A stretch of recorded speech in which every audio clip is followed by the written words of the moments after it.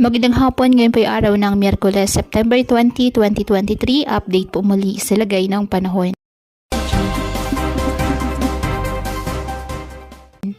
Ayon sa Pag-asa, patuloy pa rin po na umiiral ang Intertropical Convergence Zone or ITCZ. Ito po yung pagsasalubong ng hangin mula sa magkaibang hemisphere at nakakaapekto ito ngayon sa Mindanao. At mga localized thunderstorms naman sa iba pang bahagi ng ating bansa.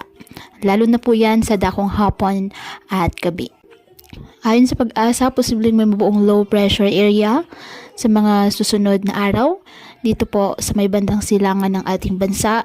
At ayon pa sa ahensya, hindi po inaalis ang posibilidad ng pamumuo ng hanggang isang bagyo bago po matapos ang buwan ng Setyembre.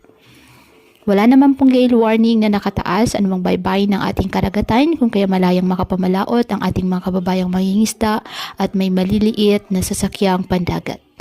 Ngayong araw, dahil po sa epekto ng Intertropical Convergence Zone or ITCZ, asahan po dyan ang maulap na kalangitan na may kalat-kalat na pag-ulan at thunderstorms sa Zamboanga Peninsula, Davao Region, Maguindanao, Sultan Kudarat at Sarangani. Habang sa nalalabing bahagi po ng ating bansa kasama na ang Metro Manila, makakaasa pa rin po tayo ng mainit at malinsangang panahon, ngunit may tsansa po ng mga pag-ulan, kalat-kalat na mga pag-ulan, lalo na po sa dakong hapon at gabi na dulot ng localized thunderstorms.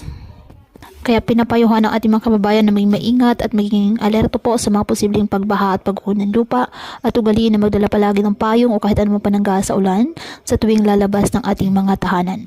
At yan po muna ang update sa lagay ng panahon ngayong araw. Muli patuloy po tayo na mag-ingat at palaging tandaan, God loves you.